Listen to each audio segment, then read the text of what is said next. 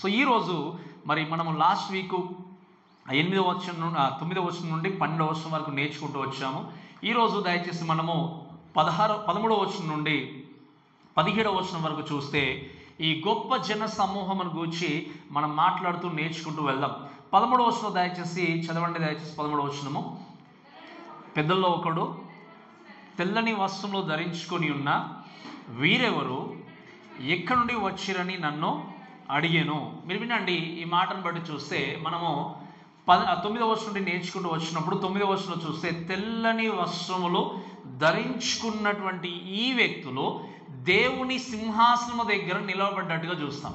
అయితే ఈ యొక్క 13, 14 వచనంలో నేను మీతో మాట్లాడాలనుకుంటున్నటువంటి ఈ యొక్క గొప్ప సమూహం గురించి మాట్లాడినప్పుడు మరొక మాట ఏంటి అంటే deliverance of the great multitude. అంటే ఏంటి? ఈ యొక్క గొప్ప జన సమూహము ఎలా విడిపింపబడ్డారు, ఎలా విడుదల కలిగి ఉన్నారు అనే విషయాన్ని ఈ 13, 14 వచనంలో చూసినప్పుడు ఈ జన సమూహం అంతా కూడా అక్కడ ఉన్నప్పుడు మీరు గమనించండి, దేవుని సింహాసనం దగ్గర ఉన్నప్పుడు వారితో పాటు దేవుని స్తుతించడానికి ఇంకొక కూడా గ్రూప్ యాడ్ అయ్యారు. ఎవరు చెప్పండి? వాళ్ళు ఎవరు యాడ్ అయ్యారు అక్కడ? మనం లాస్ట్ వీక్ నేర్చుకున్నాం, అసోసియేషన్ అని చూస్తాం. ఎవరు యాడ్ అయ్యారు అక్కడ? 12వ వచనంలో చూస్తే రాయబడిన మాట ఏంటి అంటే దేవదూతలు కూడా ఏం చేశారు చెప్పండి? అక్కడ వారితో పాటు కలిసి దేవుని దగ్గర సాష్టంగపడి ఏం చేశారు అంటే దేవుని స్తుతించినట్టుగా చూసాము అనే విషయాన్ని మనం నేర్చుకుంటూ వచ్చాం. సో ఈరోజు గమనించండి, ఇక్కడ ఇటువంటి స్థితిలో ఉన్నప్పుడు వాక్యంలో చూసి రాయబడిన మాట ఏంటి అంటే పెద్దలలో ఒకడు ఏం చేశాడు అంటే ఒక మాట మాట్లాడుచు తెల్లని వస్త్రములు ధరించుకున్న వీరు ఎవరు? ఆ యొక్క వ్యక్తుల్ని గొప్ప జన సమూహం అంతా కూడా సింహాసనం దగ్గర ఉన్నప్పుడు ఆయన అడిగిన ప్రశ్న ఏంటి అంటే where did they come from? వారు ఎక్కడ నుండి వచ్చారు అనే ప్రశ్న ఇక్కడ అడిగినప్పుడు మీరు గమనించాల్సింది ఏంటి అంటే మనకు వాక్యంలో బాగా తెలుసు. 14వ వచనంలో చూస్తే వారు మహాశ్రమల నుండి వచ్చినటువంటి వారు అనే విషయం మనం చూస్తాం. అంటే శ్రమల కాలంలో మహాశ్రమలు అన్నీ కూడా ఉన్నప్పుడు అక్కడ ఎన్ని శ్రమలు వచ్చినా, శోధనలు వచ్చినా, కష్టాలు వచ్చినా కూడా యేసుక్రీస్తు కొరకు సాక్షిగా నిలబడ్డారు. మీరు వినండి, ఇక అంత్యక్రీస్తు యొక్క మార్కు మీరు గమనిస్తే ముద్రను తీసుకున్న వ్యక్తి ఏమవుతాడు? జీవిస్తాడు. ముద్రను తీసుకోనటువంటి వ్యక్తి, అంత్యక్రీస్తు తిరస్కరించినటువంటి వ్యక్తి దేవుని యొక్క ఉగ్రత నుండి తప్పింపబడతాడు. కానీ అంత్యక్రీస్తు చేసేది ఏంటి అంటే ఆ వ్యక్తుల్ని చంపేయడం. ఇంకా ఆ విధంగా వీళ్ళు ఏం చేశారు మనం లాస్ట్ వీక్ చూస్తాం. కొన్ని శ్రమలను తట్టుకొని దేవునికి దూరంగా ఉంటే వీళ్ళు ఏం చేస్తారు అంటే ప్రాణాలు ఇవ్వడానికి సహితం ముందుకు వెళ్ళి క్రీస్తు కొరకు ఏం చేశారు? వాళ్ళు నిలబడి ప్రాణాలు అర్పించి దేవుని సన్నిధిలో వాళ్ళు ఏం చేశారు చెప్పండి? నిలబడ్డగా చూస్తాం. అయితే ఇక్కడ ఒక పెద్ద, అక్కడ 24 పెద్దల్లో ఒక పెద్ద అడిగిన ప్రశ్న ఏంటి అంటే వీరు ఎక్కడి నుండి వచ్చారు అనే విషయాన్ని అడిగినప్పుడు ఆ పెద్దకి తెలియదంటారా చెప్పండి? వారు ఎక్కడి నుండి వచ్చారని తెలుసా తెలియదా? తెలుసు. మరి తెలిసిన తర్వాత ఎందుకు అడిగాడు అంటే మీరు వినండి, అక్కడ ఉన్నటువంటి యోహానుకు ఇక్కడ ఎవరు వచ్చారు, ఎక్కడి వచ్చారు, సరైనటువంటి క్లారిఫికేషన్ ఉండాలి అని చెప్పేసి అందుకు ఏం చేశాడంటే ఈ యొక్క పెద్ద ప్రశ్న వేశాడు, వీరు ఎక్కడి నుండి వచ్చాడు అని. యోహాను అంత దర్శనం చూస్తున్నాడు.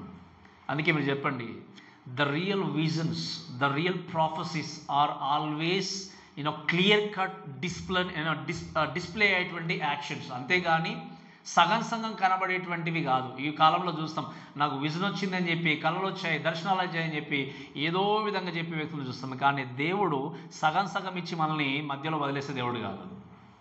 అండ్ ఇన్యూ ఫర్ షూర్ ఏంటి అంటే దేవుడు ఏం చేస్తాడు? యోహానుకి దర్శనం ఇచ్చినప్పుడు క్లియర్ కట్గా ఏం చేస్తాడో డిస్ప్లే కావడానికి, ఈయన ఎక్కడి వచ్చారు వీళ్ళని తెలియజేయడానికి క్లియర్గా పెద్ద ఏం అడిగాడు చెప్పండి?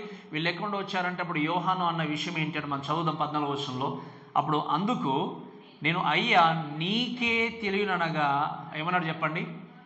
అప్పుడు యోహాను అన్నాడు, అయ్యా అంటే సార్, లేకపోతే అన్నాడు అంటే నాకు తెలియదు, మీకే తెలుసు అని ఈ విషయాన్ని యోహాను ప్రస్తావించినప్పుడు మీరు వినండి. అప్పుడు చదివితే వాక్యంలో ఏముంది అంటే వీరు మహాశ్రమల నుండి వచ్చినటువంటి వారు. ఈ మహాశ్రమల నుండి వచ్చినటువంటి వారు, అంతేకాకుండా వారు గొర్రె పిల్ల రక్తంలో తమ వస్త్రంలోనూ ఉదుక్కొని వాటిని తెలుపు చేసుకున్న వ్యక్తులు అని దేవుని యొక్క వాక్యం చూస్తాం. మీరు వినండి, వీళ్ళు ఎక్కడి నుండి వచ్చారు? మహాశ్రమల కాలం నుండి, అంటే ఇంకా చెప్పాలి అంటే ఈ శ్రమల గుండా వెళుతూ మహాశ్రమల కాలం ఉన్నప్పుడు చివరిగా ఉండేటువంటి 3.5 సంవత్సరాల్లో ఏం చేశారు అంటే వీళ్ళు దాని గుండా వెళుతూ కష్టాలు అనుభవిస్తూ అంత్యక్రియలు చేసేటువంటి పనిష్మెంట్ గుండా వెళుతూ చివరికి తమ ప్రాణాలను అర్పించినట్టుగా మనం చూస్తాం. అందుకే శ్రమల కాలంలో కూడా క్రీస్తును ఎరగనటువంటి వ్యక్తులు ఒకవేళ క్రీస్తును అంగీకరిస్తే ఖచ్చితంగా ఏం చేస్తారు చెప్పండి, పరలోకానికి వెళ్తారు. కానీ చేయాల్సింది ఏంటి అంటే ప్రాణమైనా మేము ఇచ్చేస్తామని ఏం చేయాలి, వాళ్ళప్పుడు డిసిజన్ తీసుకోవాలి. అందుకే ఈ మాట మీకు అర్థం కావాలంటే ఒకసారి దయచేసి 9వ అధ్యాయం 20వ వచనం చదవండి. ప్రకటన గ్రంథం 9వ అధ్యాయం 20వ వచనం.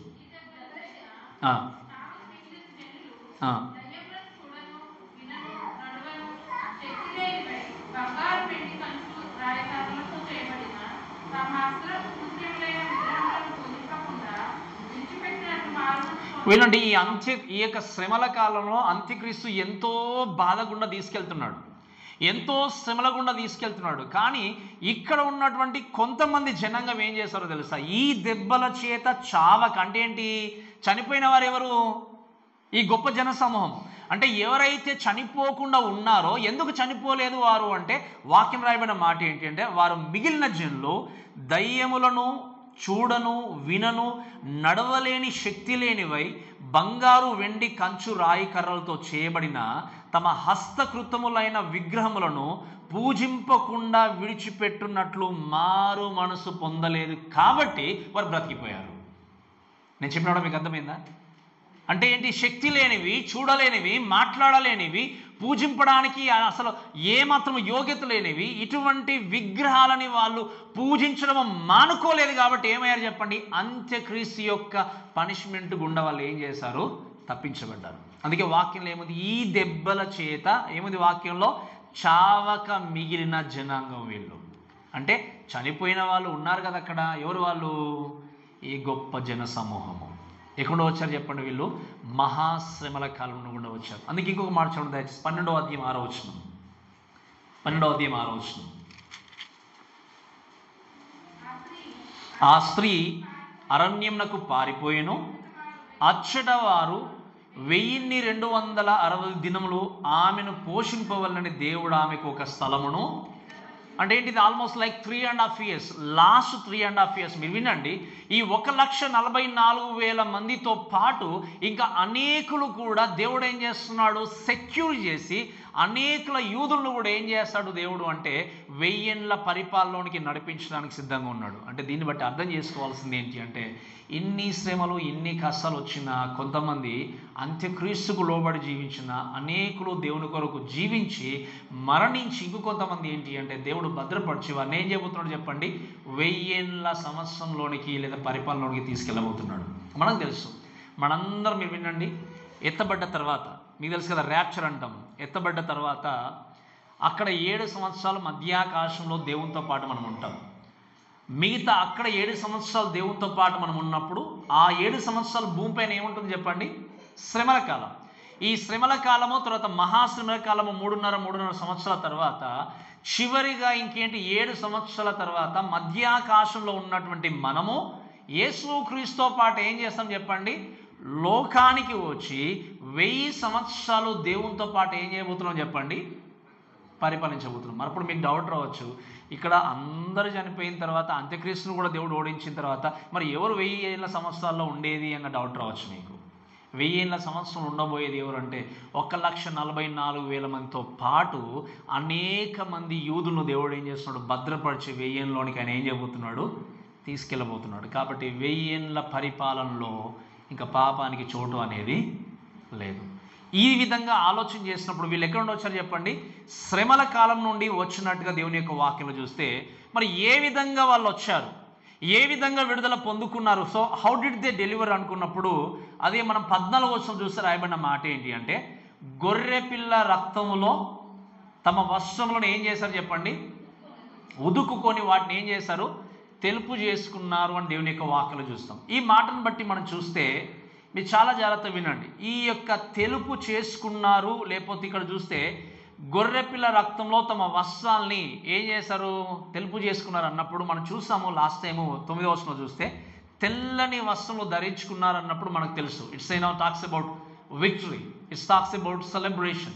అంటే ఏంది, ఒక పండగ రకమైనటువంటి వాతావరణాన్ని కలిగి ఉండి దేవుణ్ణి స్తుతిస్తున్నారు. ఎందుకు అంటే లాస్ట్ మీకు చూపించాను ఏంటి అంటే కేవలము వారు పొందుకున్నటువంటి రక్షణ బట్టి వాళ్ళు ఏం చేశారు చెప్పండి, దేవుణ్ణి స్తుతిస్తూ వెళ్ళారు. సో ఇటువంటి ఈ సందర్భంలో ఉన్నప్పుడు దేవుని యొక్క వాక్యంలో చూస్తే, దేవుని యొక్క వాక్యాన్ని బట్టి ఆలోచన చేస్తే, they washed their clothes with the blood of the lamb. వాళ్ళ యొక్క వస్త్రములు దేని చేత క్లీన్ చేసుకున్నారు చెప్పండి? దేని చేత?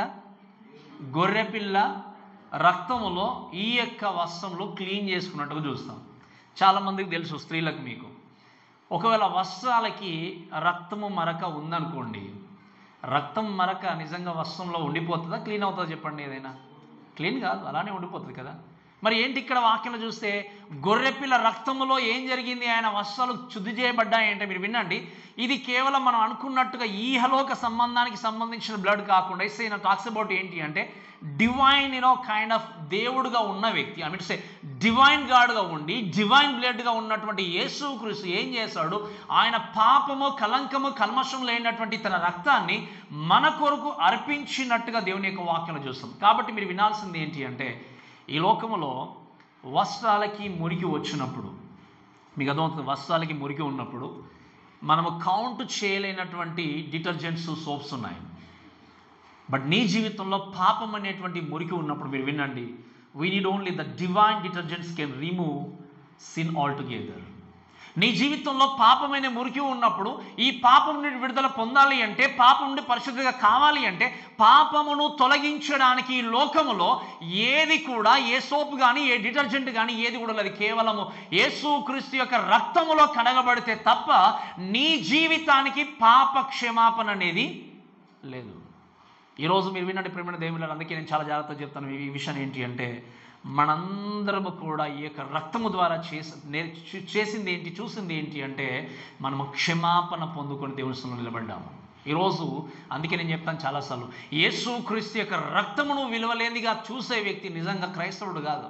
యేసుక్రీస్తు యొక్క రక్తాన్ని గురించి జ్ఞాపకము చేసుకునే వ్యక్తి క్రైస్తవుడు కాదు. అందుకే మనం ప్రభు వాళ్ళ గురించి మాట్లాడినప్పుడు ఏం జ్ఞాపకం చేసుకుంటాం చెప్పండి? ఏం జ్ఞాపకం చేసుకుంటాము? ఆయన శరీరము, ఆయన యొక్క రక్తము. ఆయన రక్తానికి విలువైన వ్యక్తి క్రైస్తవుడు కాదు. ఆయన రక్తం అంటే తెలియనటువంటి వ్యక్తి నిజంగా యేసుక్రీస్తు యొక్క రక్షణ పొందుకున్న వ్యక్తి కాదు. ఈరోజు నీవు నేను కూడా దేవుని యొక్క సన్నిధానంలో ఖచ్చితంగా పరలోకం వెళ్ళగలము అన్నటువంటి నిరీక్షణ కలిగి ఉన్నాం. దానికి కారణం ఏంటి అంటే the blood of Jesus can cleanse your all kind of since. నీ జీవితంలో ఉన్నటువంటి ప్రతి విధమైనటువంటి పాపాన్ని కేవలము యేసుక్రీస్తు యొక్క రక్తం మాత్రం ఏం చేయగలదు చెప్పండి? శుద్ధీకరించగలదు. ఈరోజు ఆయన రక్తమును బట్టి మీరు ఆలోచన చేయండి, ఎంతగా విలువిచ్చి ఆయన్ను ఆరాధించగలుగుతున్నారని చాలా ప్రాముఖ్యమైనది. అందుకే మీరు గమనించాల్సింది ఏంటి అంటే ఎన్నో సందర్భాల్లో యేసుక్రీస్తు యొక్క రక్తాన్ని కూర్చున్నటువంటి విలువ లేకుండా మనం చూస్తాం. పాత హెబ్రీయులకు రాసిన పత్రికలో నేను చాలా విషయాలు మీకు నేర్పిస్తూ వచ్చాను. గొర్రెల యొక్కయు మేకల యొక్క రక్తము పాపానికి విడుదల కలిగించదు. మీకు అర్థమవుతుంది కదా? చాలా జాగ్రత్త వింటున్నారు కదమ్మా. గొర్రెల యొక్క మేకల యొక్క రక్తము పాపానికి.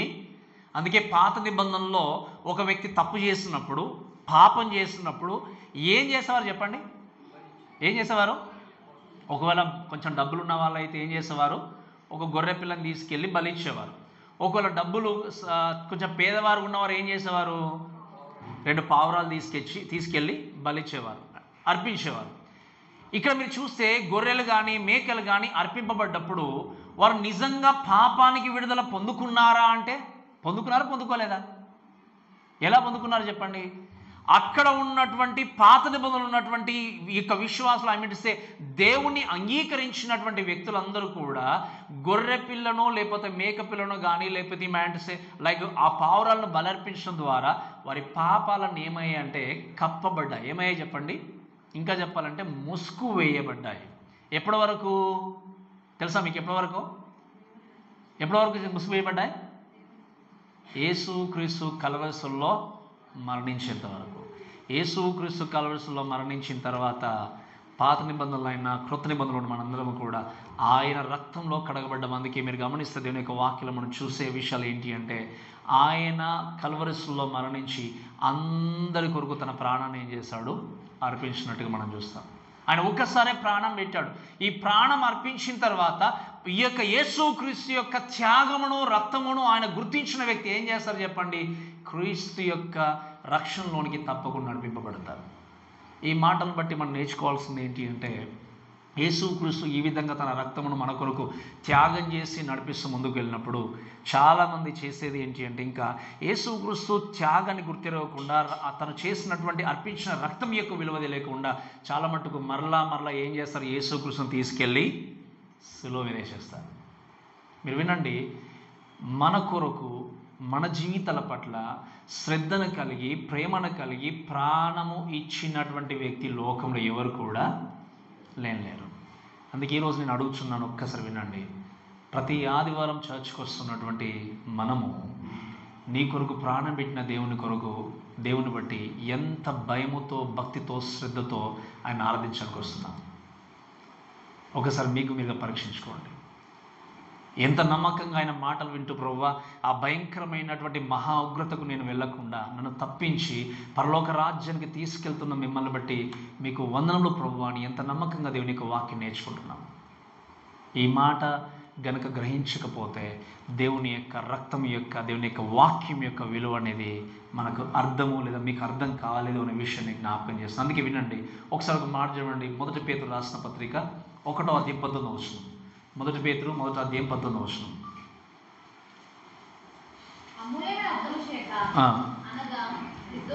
రైట్. అమూల్యమైన రక్తము చేత అనగా నిర్దోషమును నిష్కలంకమును విమోచింపబడుతురని మీరు ఎరుగుదురు కదా. ఏంటంటే చెప్పండి, అమూల్యమైంది, నిష్కలంకము లేనిది, నిర్దోషమైనటువంటి గొర్రెపిల్ల రక్తం ద్వారా మనం ఏం చేయబడ్డాము? విమోచింపబడ్డాము. ఈరోజు మీరు గమనించినందుకే యేసుక్రీస్తు శిలువలో మరణించిన తర్వాత మరలా దేవాలయంలో సాక్రిఫైస్ అనేది జరగలేదు. ఎందుకు? అల్టిమేట్ సాక్రిఫైస్గా దేవుడు ఏం చేశాడు? తన జీవితాన్ని మన కోసం అర్పించాడు. ఈ అర్పణను, ఈ త్యాగాన్ని గుర్తిరిగి మీరు గుర్తుపెట్టుకోండి, క్రీస్తు కనుక మరణించకపోతే, క్రీస్తు కనుక తన రక్తాన్ని అర్పించకపోతే నీ జీవితానికి క్షమాపణ లేదు. నేను అడుగుతున్న ప్రశ్న ఏంటి అంటే, చాలా జాగ్రత్తగా వినండమ్మా. ఈరోజు నిజంగా మీరు ఒక్కసారి ఆలోచన చేసుకోండి, మీరు నిజంగా క్షమించబడ్డారా? నిజంగా మీరు క్షమించబడ్డారా? క్షమించబడడం మీకు లేకపోతే పరలోకము లేదు. క్షమించబడకపోతే దేవునితో ఉండే భాగ్యము లేదు. దేవుడు ఎప్పుడు కూడా క్షమించడానికి ఆయన ఎదురు చూస్తున్నాడు. తన రక్తము చేత మనల్ని కడిగి పవిత్రపరిచి పరిశుద్ధులుగా మార్చడానికి ఎదురు చూస్తున్నారు. కానీ చాలామంది ఏంటి అంటే, దేవుడికి అవకాశం ఇవ్వకుండా ఇంకా కూడా కేవలము ఒక నామినల్ క్రిస్టియన్స్గా ఆదివారం వచ్చి కూర్చుండి వెళ్ళిపోయే వ్యక్తులుగా చాలామంది ఉన్నారు. అందుకే పదే ఈ యొక్క ప్రకటన గ్రంథం ద్వారా దేవుడు మనకు జ్ఞాపకం చేస్తుంది ఏంటి అంటే, the Lord's return is very very near. ప్రభువు రాకడ చాలా దగ్గరగా ఉంది. అందుకే మిమ్మల్ని మరణం టచ్ చేయకముందే, మీ జీవితంలోనికి మరణం రాకముందే, you better to prepare your self.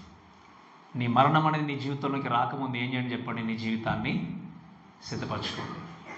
మరణం అనేది నీ జీవితాన్ని సంధించకముందే వాక్యం చేత నీ బ్రతుకును మార్చుకొని సరైనటువంటి రక్షణ భాగ్యాన్ని కలిగిన వ్యక్తిగా, జెన్యూన్ సాల్వేషన్ కలిగినటువంటి వ్యక్తిగా నీ బ్రతుకును ఒక్కసారి పరీక్షించుకుంటూ, ప్రభువా నేను మిమ్మల్ని ఎదుర్కోవడానికి సిద్ధంగా ఉండాలి అని చెప్పి జీవితాన్ని ఒకసారి ఏం చేయాలి? బిల్డ్ చేసుకుంటూ ముందుకెళ్ళాలి. ఇక్కడ ఉన్నటువంటి గొప్ప సమూహం ఏం చేశారు? వాళ్ళు గొర్రె పిల్ల రక్తములో తమ వస్త్రాలను ఏం చేశారు చెప్పండి? తెలియజేసుకున్నారు. మీ జీవితాలు, మీ హృదయము, మీ బ్రతుకులు గొర్రెపిల్ల రక్తములో కడగబడకపోతే ఆ దేవుని సింహాసనం దగ్గరికి వెళ్ళడం అనేది అసాధ్యం. సాధ్యం కాదు. ఏంటి చెప్పండి? అది అసాధ్యము. దేవుని దగ్గరికి చేరాలి అంటే ఏంటి చెప్పండి? ఆయన రక్తము చేత నీ పాపములు పరిహరింపబడాలి. అందుకే నేను చెప్పాను కదా చాలాసార్లు, మనందరినీ దేవుడు ప్రేమించి ఏం చేశాడు చెప్పండి? ఆయన కొనుక్కున్నాడు. ఏం చేశాడు? తన యొక్క రక్తాన్ని ఏం చేశాడు చెప్పండి? కొనుక్కున్నట్టుగా దేవుని యొక్క వాక్యం చూస్తాం. కాబట్టి వాళ్ళు ఏం చేస్తారు? ఆ యొక్క వస్త్రాలను తెలుపు చేసుకున్నట్టుగా మనం చూస్తాం. అయితే ఇంకా తర్వాత మనం 15 నుండి 19 వరకు చూస్తే, 17 వరకు చూస్తే ఇంకొక మాట, not only deliverance of the great multitude and other thing ఏంటి అంటే, destiny of the great multitude. So మరి ఈ విధంగా వీళ్ళు ఉన్నప్పుడు వాళ్ళ యొక్క డెస్టినేషన్ ఏంటి? వాళ్ళ యొక్క గమ్యం ఏంటి? మీరు వినండి, మన యొక్క గమ్యం ఏంటి చెప్పండి? దేని గురించి మనం పరిగెత్తుతున్నాం? మనము హెబ్రీ రాసిన పత్రికలో చక్కగా మీకు నేర్పించారు 12వ అధ్యాయంలో. మన అందరం కూడా దేంట్లో ఉన్నాం చెప్పండి? పరుగు పందెంలో ఉన్నామని చూస్తాం. మనం పరుగు పందెంలో ఉన్నామంటే గమ్యస్థానం ఎక్కడికి? పరలోకం. సో ఇక్కడ మీరు డెస్టినేషన్ కోసం ఆలోచన చేసినప్పుడు మరి యొక్క గమ్యం ఎలా ఉంది, ఆ గమ్యస్థానం ఎలా ఉంది అనే విషయం చూస్తే 15వ వచనం చదవండి దయచేసి. అందువలన వారు దేవుని సింహాసనం ఎదుట ఉండి రాత్రింబగళ్ళు ఆయన ఆలయములో ఆయన ఏం చేస్తున్నారు? సేవిస్తున్నారు అని దేవుని యొక్క వాక్యాలు చూస్తున్నాం. సో వీళ్ళు ఎట్ లాస్ట్ ఏం చేస్తారు? వాళ్ళు చేరుకోవాల్సిన ప్రదేశానికి చేరుకున్నారు. అక్కడికి చేరుకున్న తర్వాత వాళ్ళ యొక్క గమ్యస్థానంలో అక్కడ ఏం చేస్తున్నారు, ఎలా ఉంది అని ఆలోచన చేసినప్పుడు మీరు వినండి, they are in God's presence. వాళ్ళు ఎక్కడున్నారు చెప్పండి? దేవుని సన్నిధిలో, దేవుని యొక్క సముఖములో ఉన్నట్టుగా మనం చూస్తాం. ఇంకా చెప్పాలంటే they are before the throne of God. వాళ్ళు ఎక్కడ ఉన్నారు? దేవుని యొక్క వాక్యం చూస్తే సింహాసనాసనం అయినటువంటి దేవుని దగ్గర వాళ్ళు ఉన్నట్టుగా చూస్తాం, సింహాసనం ఎదుట. అందుకే మీరు వినండి, కొన్నిసార్లు నేను మీకు జ్ఞాపకం చేసినప్పుడు మీరు వినాల్సిన విషయం ఏంటి అంటే, మన జీవితంలో ఎన్ని కష్టాల గుండా శోధనలు గుండా వెళ్ళినా కూడా మనల్ని మనము బలపరుచుకుంటూ మనల్ని మనం నిజంగా అన్నీ జరుగుతాయిలే అని ఎలా అనుకుంటామో తెలుసా? ఎప్పుడైతే ఈ మాట గుర్తుకొస్తుంది, ఏంటో మాట తెలుసా? Still God is on the throne. ఇంకా కూడా దేవుడు సింహాసనం మీద. ఈ లోకానికి అధిపతి ఎవరు? సాతాను. బట్ అల్టిమేట్లీ మొత్తము విశ్వమే కాదు, ప్రతి దానిపైన, అన్నిటిపైన, సమస్తం పైన సింహాసనాసులు ఉన్నటువంటి వ్యక్తి ఎవరు చెప్పండి? యేసుక్రీస్తు. కాబట్టి ఆయన యొక్క దేవుని యొక్క సింహాసనం నుండి దూరం చేసే వ్యక్తి ఎవరు లేరు. ఆయన అల్టిమేట్లీ మీరు ఆలోచన చేయండి, నిరంతరం కూడా సింహాసనాసుడిగా తాను కూర్చుండి పరిపాలన చేసేటువంటి దేవుడు ఉన్నాడు. కాబట్టి నీ జీవితము ఎలా వెళ్ళినా కూడా, ఎన్ని ఒడిదుడుకుల మధ్యలో వెళ్ళినా కూడా గుర్తుంచుకోవాల్సిన విషయం ఏంటి అంటే, ఆయన సింహాసనం మీద కూర్చున్నాడు అంటే తను పరిపాలన చేసే దేవుడుగా ఉన్నాడు. అందుకే నీ ప్రవర్తన అంతటి యందు ఆయన అధికారంలో ఒప్పుకొను. ఏం చేయాలి చెప్పండి? నీ ప్రవర్తన అంతటి యందు ఆయన అధికారానికి ఒప్పుకుంటే దేవుడు నీ జీవితాన్ని ఏం చేస్తాడు చెప్పండి? పరిపాలిస్తూ ముందుకు తీసుకెళ్తాడు. సో వీళ్ళు ఏం చేస్తారు అంటే, they are in the God's presence అని చూసినప్పుడు వాళ్ళు చేసే విషయం ఏంటి అంటే, వాక్యం చూస్తే వారు దేవుని యొక్క సింహాసనం దగ్గర ఉండి రాత్రింబగళ్ళు ఆయన ఆలయంలో ఏం చేస్తున్నారు చెప్పండి? వాళ్ళు సేవిస్తున్నారు. రాత్రి పగలు ప్రతిరోజు కూడా వాళ్ళు ఏం చేస్తున్నారు? They are serving him day and night. ఇక్కడ సర్వ్ అనే విషయం చూస్తే టాక్స్ అబౌట్ ఏంటంటే ప్రీస్ట్లీ వర్డ్. అంటే యాజకులు ఏం చేస్తారు చెప్పండి? పాత నిబంధనలో చూస్తే ఏం చేస్తారు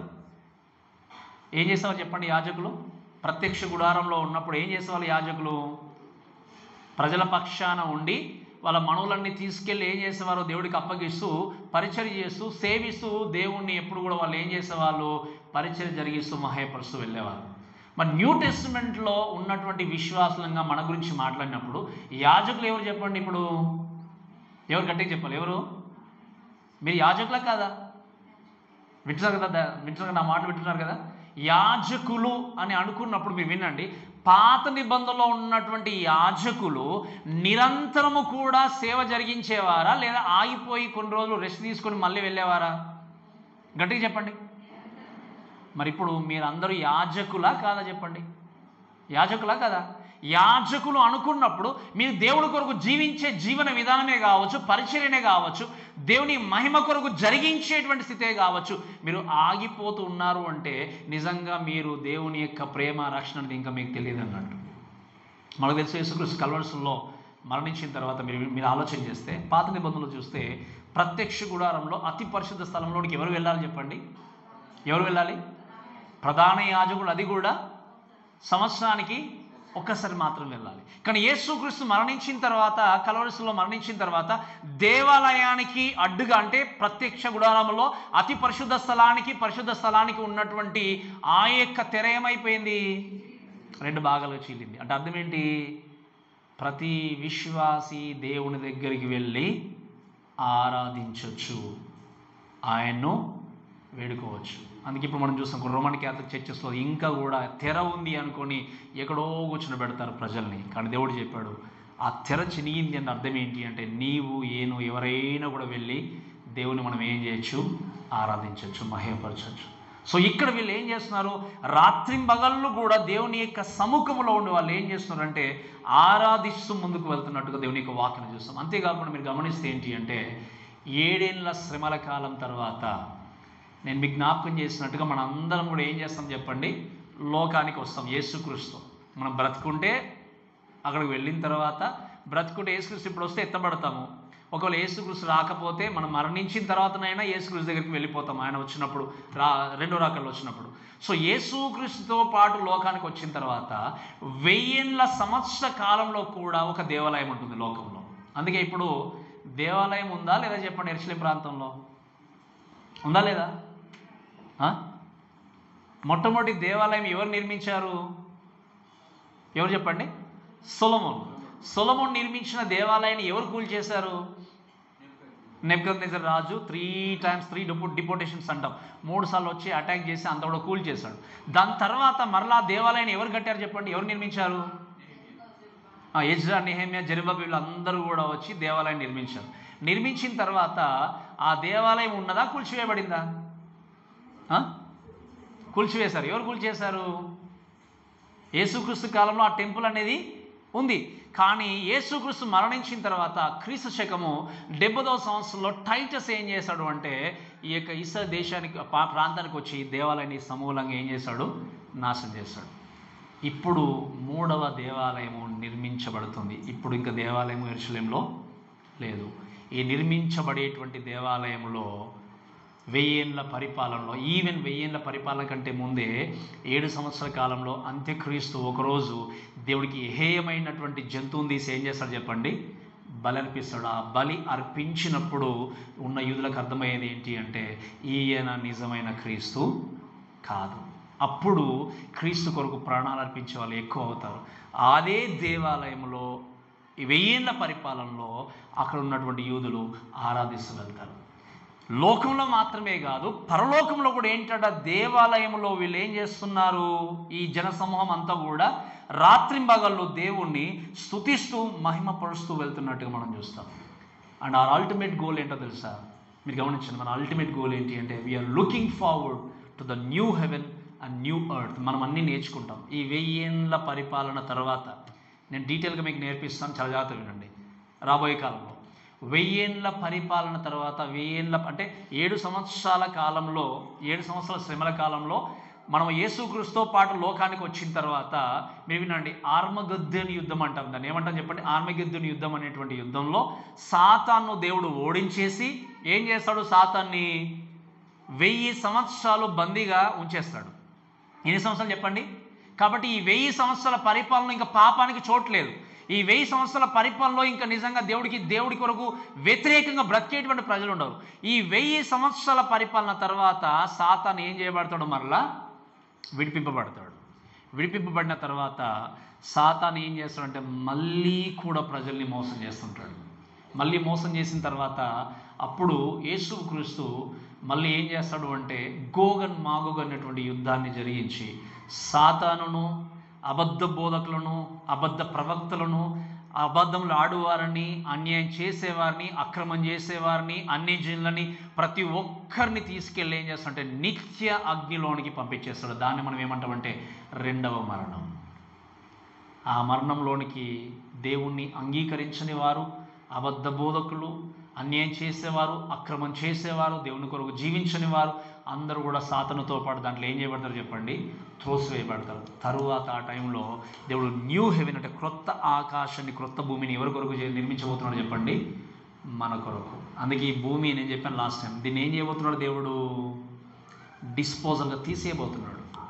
సో ఎంత ప్రాకులాడినా ఇప్పుడు మనం చూస్తాం, అప్పుడు కొన్ని ల్యాండ్ గురించి చూస్తే ఇంకా మనం మాటలు వర్ణించడం, క్రోడ్స్ ఆఫ్ రూపీస్, మరి దేవుడు ఒక కాగితంలాగా తీసి పడేయబోతున్నాడు ఒకరోజు. సో దీని గురించి మీరు ఆలోచన చేయకూడదని చెప్పట్లేదు, కానీ దీనికంటే ప్రాముఖ్యంగా ఈ భూమిని తన చేతిలో ఉంచుకున్న దేవుని కొరకు జీవించాలని చెప్తున్నాను నేను. ఈ విశ్వాన్ని క్రియేట్ చేస్తున్నటువంటి దేవుని కొరకు బ్రతకాలని చెప్తాను. ఎందుకంటే మనం చూస్తాం తర్వాత దేవుని యొక్క వాక్యం నెక్స్ట్ చదువు చూడండి దయచేసి. వీళ్ళు they are in God's presence అనే విషయంలో మాత్రమే కాదు, రెండవ విషయం ఏంటి అంటే they are in God's protection. చదవండి దయచేసి 15వ వచనము.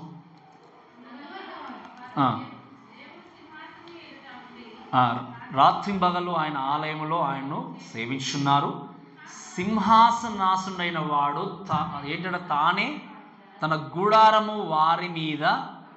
సో సెకండ్ థింగ్ ఇక్కడ ఏంటి అంటే వాళ్ళ డెస్టినేషన్ల గురించి చూస్తే they are in God's protection అనుకున్నప్పుడు God shall spread his tent over them. ఎవరంటే చెప్పండి, ఇక్కడ సింహాసనాసుడుగా ఉన్నటువంటి దేవుడే తానే తన గుడారాన్ని ఎవరి మీద కప్తాడు చెప్పండి? ఇంకా అక్కడ ఉన్నటువంటి జనాంగం మీద. అంటే ఇప్పుడు నేను చెప్పినట్టుగా ఏంటి అంటే you will have a beautiful home when you get to heaven.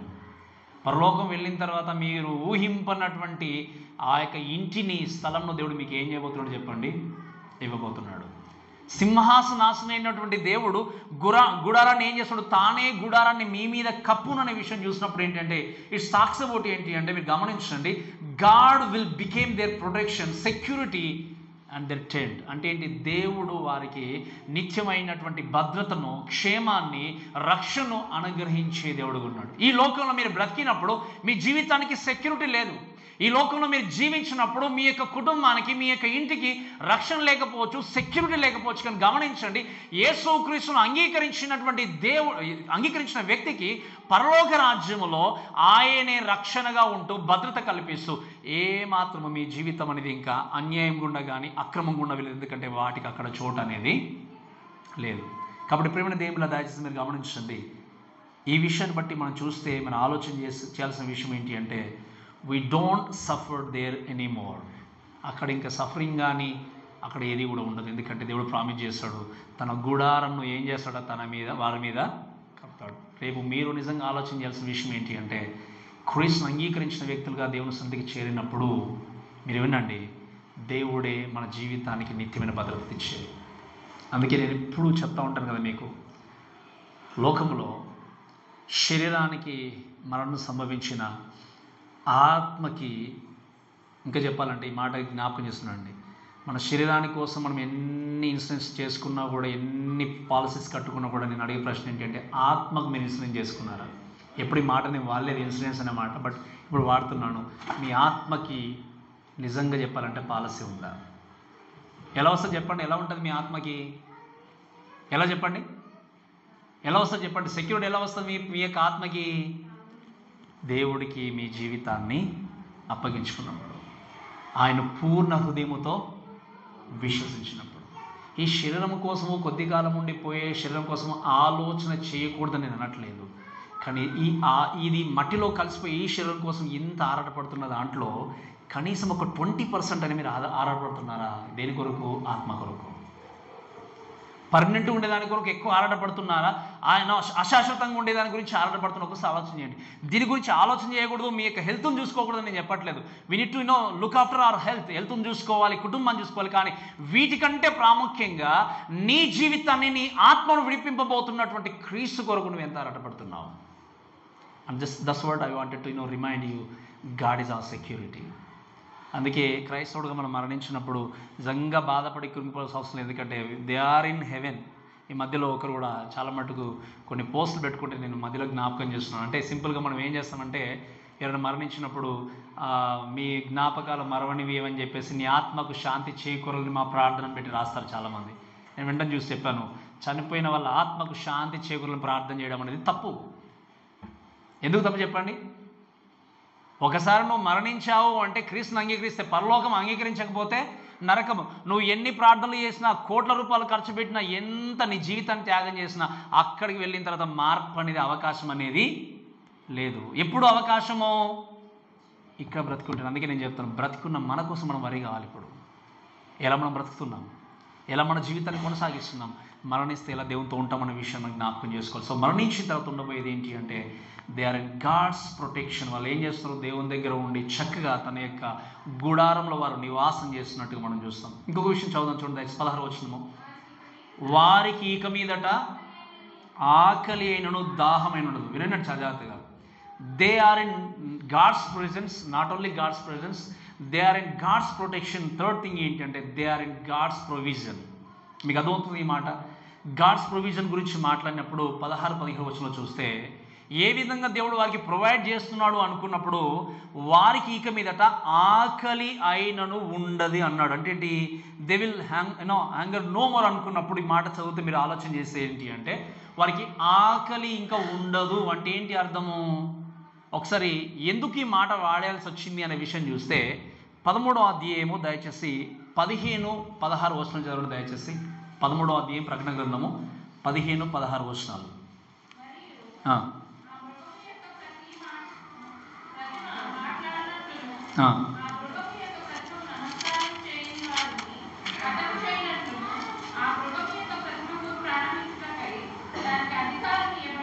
Right. ఎవరైతే దానికి నమస్కారం చేస్తారో, నమస్కారం చేయని వ్యక్తిని మాత్రం వాళ్ళు ఏం చేస్తాడు? చంపేసినట్టుగా ప్రాణానికి హాని చేసే విధంగా ఉంటారు. అప్పుడు కాగా కొద్దివారు కానీ, గొప్పవారు కానీ, ధనికులు కానీ, దరిద్రులు కానీ, స్వతంత్రులు కానీ, దాసులు కానీ అందరూ తన కుడి చేతి మీదనైనను తమ నొసటి ఎందైనను ముద్ర వేయించుకున్నట్లును, ఆ ముద్ర అనగా ఆ మృగము పేరైనను దాని పేరిట సంఖ్య అయినను గలవాడు తప్ప, వినండి, వారు తప్ప క్రయ విక్రయములు చేయుటకు మరి ఎవనికి అధికారం లేకున్నట్లు అది వారిని బలవంతము చేయుచున్నది. అంటే ఏంటి? ఈ మహాశ్రమల కాలములో తమ యొక్క ఏంటట నొసళ్ళ పైన కానీ, ఇంకా వాక్యం చూస్తే రాయబడిన మాట ఏంటంటే కుడి చేత మీద కానీ నొసళ్ళ పైన కానీ ఈ యొక్క ముద్ర లేని వ్యక్తి కొనడం కానీ అమ్మడం కానీ ఇంకా చేయలేరు. అంటే కరువు ఉన్నట్ట లేనట్ట? ఆకలి ఉన్నట్ట లేనట్ట? చెప్పండి. ఎవరైతే ఈ ముద్ర వేయించుకుంటారో వారు మాత్రమే క్రయ విక్రయాలు చేయాలి. ఈ ముద్ర వేయించుకున్న వాళ్ళు మాత్రమే అంత్యక్రీస్తు యొక్క ఆధీనంలో ఉండి వారికి మాత్రమే ఇంకా చెప్పాలంటే రేషన్ కానీ ఏదైనా కానీ అంతర్క్రీస్తు ఏం చేస్తాడు? ప్రొవైడ్ చేస్తాడు. ఆ ముద్ర వేయించుకోని వ్యక్తి ఆకలితో అలమటించాలి. ఇదే స్థితి ఇప్పుడు వచ్చింది అనుకోండి. అఫ్కోర్స్ ఇలా రాదు. ఒకవేళ వస్తే ఏం చేస్తారు చెప్పండి? కానీ గొప్ప జనసమూహం ఏం చేస్తారో తెలుసా? ముద్ర వేయించుకోకుండా ఆకలితో అలమటించి కూడా ప్రాణాలు దేవుడి కొరకు ఇచ్చేస్తారు. ఎందుకో తెలుసా? ఇప్పుడు ఇక్కడ లోకంలో ఈ ముద్ర వాళ్ళు శ్రమల కాలంలో వేయించుకున్నా కూడా ఒకరోజు ఆహారం వచ్చినా ఇంకొక రోజు ఆకలితో ఉంటారా ఉండరా? చెప్పండి. ఉంటారు. ఇప్పుడు ఈరోజు మీరు తిన్నారు, మళ్ళీ మధ్యాహ్నం రేపు మళ్ళీ ఆకలితో ఉంటారా ఉండరా? మీరు ఉంటారు. కానీ పరలోక రాజ్యానికి వెళ్ళిన తర్వాత పర్మనెంట్లీ సాటిస్ఫై చేసే దేవుడు ఆయన. నీ జీవితాన్ని తృప్తిపరిచే దేవుడు ఆయన. అందుకే వాక్యం చూస్తే ఏముంది అంటే ఆకలి అనేది లేకుండా దేవుడు ఏం చేస్తున్నాడు? మన జీవితాన్ని తృప్తిపరచి ముందుకు తీసుకెళ్లే వ్యక్తిగా ఉంటున్నాడు. కాబట్టి ఈ మాటను బట్టి అర్థం చేసుకోవాల్సింది ఎందుకు మనము తృప్తిపరచబడతాము. అందుకే వాక్యంలో మనం నేర్చుకునేది ఏంటి అంటే నీతి కొరకు ఆకలి దప్పులు గలవారు ధన్యులు, వారు తృప్తిపరచబడతారు. If you have really hunger for God, మీరు దేవుడి గురించి ఒకవేళ ఈ ఆకలి దప్పులు కలిగి ఉంటే తృప్తిపరిచే దేవుడు ఆయన. ఎందుకో తెలుసా? అక్కడ ఎందుకు ఆకలి దప్పులు ఉండవు అంటే we are in home or we will be in home. అంటే ఇంటిలో ఉన్నాము అంటే ఇంకా మనకు సమృద్ధి అనేది ఉన్నట్టు. అందుకే మన పర్మనెంట్ హోమ్ ఎక్కడ చెప్పండి? ఇప్పుడు చెప్పండి గట్టిగా. ఇక్కడ మన సొంత ఇంట్లో ఉన్నా కూడా ఆకలితో అలమటించవచ్చు, కానీ అక్కడికి వెళ్ళిన తర్వాత ఆకలితో అలమటించే అవకాశము, గట్టిగా చెప్పాలి, అవకాశము. దాని కొరకు మీరు పనిచేయాల్సిన అవసరం లేదు, కష్టపడనవసరం లేదు, మీ చెమటను కార్చాల్సిన అవసరం లేదు. కష్టపడకుండా పని చేయకుండా సమృద్ధిగా మీ జీవితంలో ఎప్పుడు కూడా ఏం చేయబోతున్నాడు దేవుడు? మీ జీవితాన్ని తృప్తిపరిచే వ్యక్తి ఉన్నాడు. అంతేకాకుండా ఏమన్నాడు ఇంకా ఆయన వాక్యం చూస్తే ఆకలైనను దాహం. ఇంకా వినండి, they will hunger no more and they will thirst no more. ఏమన్నాడు ఆయన? వాళ్ళకి ఇంకా దాహము కూడా ఉండదు. ఈ మాటను బట్టి చూస్తే మీరు గమనిస్తే ఏంటి అంటే ఒకసారి ఇంకొక మాట చదవండి. 8వ అధ్యాయం 8వ వచనం. 8వ అధ్యాయం 8వ వచనం. రెండవ దూత బూర ఊదినప్పుడు అగ్ని చేత మండుచున్న పెద్ద కొండ వంటిది ఒకటి సముద్రంలో పడవేయబడిను. అందువలన సముద్రంలో 3వ భాగము ఏంటంటే చెప్పండి? 3వ భాగం ఏమైపోయింది? సముద్రంలో రక్తం అయిపోయింది. 11వ వచనం. ఆ నక్షత్రమునకు మాచిపత్రి అని పేరు. అందువలన నీళ్ళలో 3వ భాగము మాచిపత్రి ఆయను. నీళ్లు చేదైపోయినందున వాటి వలన మనుషులలో అనేకులు త్రాగడానికి నీళ్ళు అనేవి శ్రమల కాలంలో 3వ వంతు వరల్డ్కి అనేటివి, 3rd ఆఫ్ ద వరల్డ్కి ఏంటి చెప్పండి? లేవు. నీళ్ళు లేక అలమటించి ఉండొచ్చు, కానీ పరలోకంలో ఏమని చెప్పి వీళ్ళు ఒకవేళ నీళ్ళు లేక ఒకవేళ ఆ రోజు కష్టాలు అనుభవించారు. మీ యొక్క అంటే ఏమిటిస్తే ఈ యొక్క జనసమూహం అంతా కూడా కష్టాలు అనుభవించి ఉండొచ్చు, కానీ పరలోకంలో ఎలా ఉంటున్నారు చెప్పండి? దాహము అస్సలు కూడా లేదు. ఎందుకంటే God is the fountain of their ఆ వాక్యంలో చూస్తే ఒక మాట ఏముంది అంటే ఆయన జీవజన్ల బుగ్గల ఎందుకు వారిని నడిపించింది. సో ఈ దేవుని యొక్క వాక్యంలో చూస్తే మనం ఆలోచన చేసేది ఏంటంటే is the fountain of living water. ఆయన జీవజలంలో ఎందుకు ఏం చేస్తాడు, వారిని నడిపిస్తాడు. అందుకే మీకు లాస్ట్ జ్ఞాపకం చేస్తాడు, సమరయ స్త్రీ బావి దగ్గరికి వచ్చింది దాహం తీర్చుకోవడానికి. దేవుడు ఏం చేశాడు, తన ఆత్మీయ దాహాన్ని తీర్చి ఒక మాట అన్నాడు, నేనిచ్చు నీళ్ళను త్రాగితే మరలా ఎప్పుడు కూడా నీవు ఇంకా దాహం కొను. అవి ఏం వాటర్ చెప్పండి, జీవజల వాటర్. ఈరోజు ఈ మాటలు వింటే మన అందరం కూడా జ్ఞాపకం చేసుకోవాల్సింది ఏంటి అంటే పీపుల్ ఆర్ థర్స్టీ హియర్. ఇక్కడ దాహంతో ఉండొచ్చు, శ్రమకాలంలో ఇంకా దాహంతో ఉండొచ్చు, కానీ గమనించండి పరలోకం వెళ్ళిన తర్వాత దాహం ఒక చోటు అనేది లేదు. ఎందుకంటే ఆయనే జీవజల ఊటగా అక్కడ ఉన్నాడనే విషయం చూస్తాం. ఇంకొక మాట మనం చూస్తే దయచేసి చూడండి, అలా చదవండి దయచేసి. సూర్యుని ఎండైనను ఏ వడగాలైన వారికి తగలదు. సో ఇంకా చూస్తే they will suffer no more. So వాళ్ళకి ఆకలి ఉండదు, దాహం ఉండదు. ఇంకా చూస్తే ఈ యొక్క సూర్యుని యొక్క లేదా వడగాలి చేత వాళ్ళు బాధపడడం కూడా ఉండదు అనే విషయం చూస్తాం. అంటే no heat or nor kind of ఈ సన్ కెన్ హీట్ దేమ్ అనే విషయం మనం చూసినప్పుడు ఆలోచన చేస్తే పరలోకంలో అసలు సన్నుతో పనే లేదు. మీకు అర్థం చెప్పిన మాట, పరలోకంలో సూర్యునితో పని లేదు. ఎందుకు చెప్పండి, అక్కడ వెలుగుగా ఉండేది ఎవరు? ఇప్పుడు మీకు అర్థమైందా? ఈ లోకంలో అన్యులు ఎంతోమంది ప్రొద్దులు లేవగానే ఎన్నో నమస్కారాలు చేస్తారు. మనకు తెలుసు అది కేవలం ఒక నక్షత్రం లాగా, ఒక బల్బు లాగా దేవుడు ఏం చేస్తాడు, మనకు వెలుగునివ్వడానికి పెట్టాడు. దేవుడు ఏమంటున్నాడు, అది కూడా మనం లాస్ట్ టైం చూసాం కదా, ఒకరోజు ఏమవుతుంది, అది నల్లగా లేకపోతే బ్లాక్ కలర్లోకి మారిపోయినప్పుడు పరలోకంలో సూర్యునితో పనే ఉండదు. ఇప్పుడు లోకంలో మరి దాన్ని అనుసరించి వెళ్ళేవారి యొక్క గతి ఏంటి చెప్పండి? ఇప్పుడు మీకు అర్థమవుతుందా? వారి యొక్క గతి ఏంటి చెప్పండి? నరకం మాత్రమే. సో ఇక్కడ ఇంకో మాట చదవండి దయచేసి, 16వ అధ్యాయము 8వ వచనం నుండి కొన్ని మాటలు చదవండి. 16వ అధ్యాయము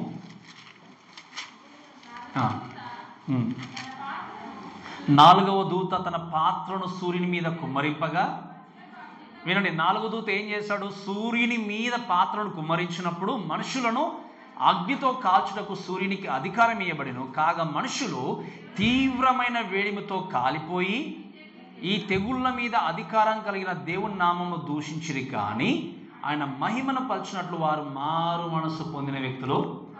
ఇటువంటి భయంకరమైన స్థితిలో ఉన్నా కూడా కొంతమంది మారు మనసు పొందలేదు.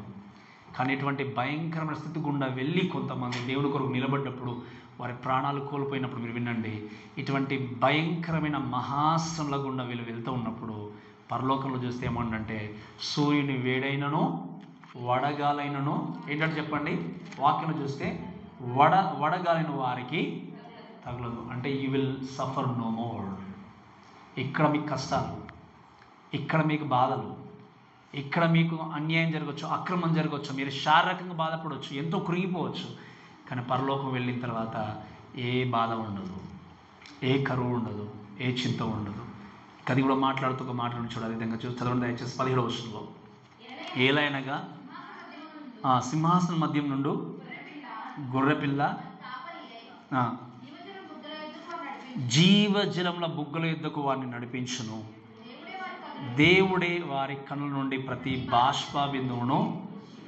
What a wonderful word. ఒకసారి ఆలోచన చేయండి, అక్కడ ఎందుకు ఇవన్నీ ఉండవు అంటే సింహాసనం మధ్య నుండి గొర్రెపిల్ల వారికి అంటే they will weep no more.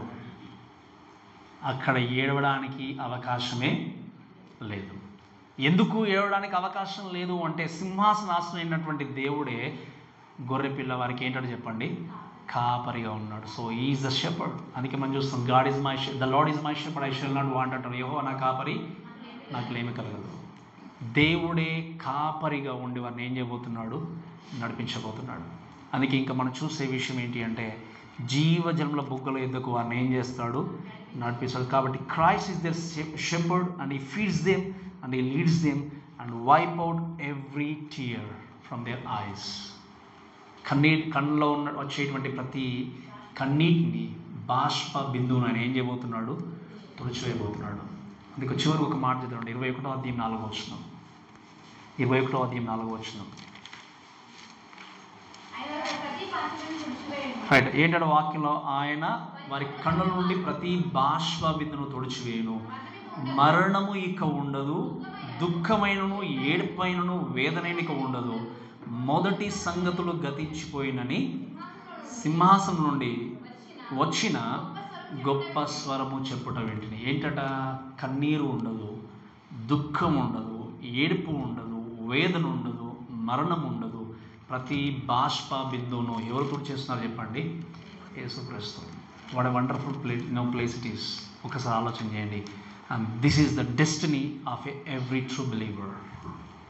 నిజముగా క్రీస్తును అంగీకరించినటువంటి వారు దేవుని యొక్క వాక్యం బట్టి నేర్చుకోవాల్సింది ఏంటంటే, they will hunger no more, they will thirst no more, they will suffer no more. ఇంకా చూస్తే వాక్యాలు చూస్తాం కదా, ఇంకేంటి, they will weep no more. అంటే ఏంటి? మనకు కన్నీరు ఉండదు, బాధ ఉండదు, కష్టం ఉండదు, ఇంకా చెప్పాలి అంటే దాహం ఉండదు, ఆకలి ఉండదు. పర్ఫెక్ట్ లైఫ్ని మనం అందరం కూడా అక్కడ అనుభవించడానికి సిద్ధంగా ఉన్నాం. ఎంతమంది నిజంగా ఇటువంటి ప్రదేశానికి వెళ్ళాలనుకుంటున్నారు? ఎంతమందికి ఆశ ఉంది చెప్పండి? ఇవన్నీ జరగబోయేటివి. ఇటువంటి ప్రదేశము అనేది ఉన్నది. దాంట్లో అనుమానపడాల్సిన అవసరం లేదు. కాబట్టి వీరి ద్వారా మనం నేర్చుకునేటువంటి మాట ఏంటని మీరు గమనించండి. ఈరోజు ఇటువంటి చక్కటి అందమైన, ఇంకా చెప్పాలి అంటే ఇటువంటి వర్ణనతో కూడిన పరలోక రాజ్యాన్ని ఈ యొక్క జనసమూహం ద్వారా మనం నేర్చుకున్నప్పుడు, ఇటువంటి పరలోకానికి చేరాలి అంటే ఈరోజు క్రీస్తు నీ జీవితంలో ఉండాలి. ఈరోజు నిజంగా నువ్వు ఆకలి దప్పులతో ఉంటున్నావేమో, ఇంకా చెప్పాలంటే కష్టంతో ఉన్నావేమో, బాధతో ఉన్నావేమో. ఒకవేళ బయటకు మన జీవితంలో కన్నీళ్లు కనబడకపోయినా లోపల స్టోర్ అయినటువంటి టీయర్స్ని సైతం దేవుడు చూడగలడు. నువ్వు బయటకు ఒకరు ఏడవకపోయినా, బయటకు నువ్వు కన్నీళ్లు కార్చకపోయినా, నీ హృదయాంతరంలో ఉన్నటువంటి కన్నీటిని ఎవరు చూడగలరు? ఎందుకు? ఆయన చూడనటువంటి ప్రదేశం ఏది కూడా లేదు. ఆయనకు రహస్యమైంది ఏది కూడా లేదు. కాబట్టి ప్రతి కన్నీటి యొక్క బాష్ప బిందువును ఆయన ఏం చేస్తున్నాడు చెప్పండి? తుడిచివేస్తున్నాడు. ఇంకా చెప్పండి, అక్కడ ఏడవడం ఉండదు, ఆకలి ఉండదు, ఇంకా చెప్పాలంటే వేదన ఉండదు, బాధ ఉండదు, మరణం ఉండదు. ఇంకా మన అందరం కూడా, మీరు అనుకోవచ్చు ఇవన్నీ లేకపోతే ఎలా ఉంటుందంటే బోరింగ్గా కూడా ఉండదు పరలోకం. ఏం చేస్తుంది చెప్పండి? మనందరం కూడా అక్కడ we will be glorifying Jesus and God the father day and night. ప్రతిరోజు ఉదయము, సాయంత్రము, మధ్యాహ్నం, ఎల్లకాలం కూడా ఆయన్ను మనం స్తుతిస్తూ ఉండబోతున్నాం. What a beautiful day that will be. ఆ రోజు మనందరూ కూడా నిజంగా ఆ రోజు కొరకు కనిపెట్టుకుంటూ దేవుని కొరకు మనం జీవిస్తూ ముందుకెళ్ళాలి. అటువంటి సంతోషకరమైనటువంటి పరలోకంలో ప్రవేశించాలి అంటే ఈరోజు కొన్ని కష్టాల గుండా వెళ్ళినప్పుడైనా సహనంతో ఓర్చుకోండి. నీ దేవుని దగ్గరికి రాకుండా నేను కష్టం ఏదైనా వచ్చినప్పుడు, ప్రభా ఈ కష్టం ఎందుకు వచ్చింది అని చెప్పి దూరం పెట్టకండి. దేవా, కష్టం నేను తప్పించడానికి మీరు మార్గాన్ని నాకు చూపించండి ప్రభు అని మీరు ముందుకు వెళ్ళండి. ఖచ్చితంగా ఈ యొక్క శోధనలో, కష్టాలు మీరు తట్టుకుని ముందుకెళ్తే ఆ పరలోకంలో మీరు ఇది నాకు వద్దు, ఇది నాకు కష్టంగా ఉంది అనడానికి ఏది కూడా లేదు. కాబట్టి అటువంటి రాజ్యంలో ప్రవేశించాలి అంటే ఈరోజే ఒకవేళ యేసు క్రీస్తుని ఇంకా ఒకవేళ తెలుసుకోలేకపోతే, రక్షకునిగా అంగీకరించలేకపోతే, and this is the right time. Maybe God is giving you one more opportunity. దేవుడు నీకు మరొక అవకాశం ఇస్తున్నాడేమో నీ జీవితాన్ని మార్చుకోవడానికి, నీ బ్రతుకును మార్చుకోవడానికి. అక్కడ మహాశ్రమ కాలంలో ఎన్నో శోధనల గుండా వెళ్ళినా, కష్టాల గుండా వెళ్ళినా వాళ్ళు ఏం చేశారు అంటే విగ్రహాలను పూజించారు కానీ మారమనసు పొందలేదు. ఈరోజు నీ జీవితంలో పదే దేవుడు మాట్లాడుతూ ఉన్నా కూడా ఈ వాక్యాన్ని చులకన చేసి, మాటలు చులకన చేసి, ఇంకా లోక సంబంధమైన విషయాల మీద ఆసక్తిని చూపించి మారు మనసు పొందకుండా ఉన్నట్టయితే నీ యొక్క గమ్యము రెండవ మరణమే. ఆ రెండవ మరణం ఏంటి అంటే నరకం మాత్రమే. ఆ నరకం నుండి తప్పించే నాదుడు ఎవరు కూడా లేరు. కానీ మాటలు వింటూ నీ జీవితాన్ని చక్కదిద్దుకొని మారు మనసును పొందుకున్నట్టయితే, నీ బ్రతుకును మార్చుకున్నట్టయితే, ఆకలి దాహము లేనటువంటి, కల్మషం లేని, కలంకం లేనటువంటి యేసుక్రీస్తుతో పాటు ఎల్లకాలము తృప్తిగా మనం ఏం చేయబోతున్నాం చెప్పండి? ఆరాధించడానికి సిద్ధంగా ఉంటాం. అటువంటి జీవితాల్ని మనందరికీ, ప్రత్యేకంగా దేవుని తెలుసుకోలేని వాళ్ళందరికీ కూడా దేవుడు అనుగ్రహించి ముందుకు నడిపించలాగా మనం ముందుకు వెళ్దాం. కాబట్టి ఈ మాటలను మనం దేవుడు దీవించి ఆస్వాదించును గాక. ఆమేన్.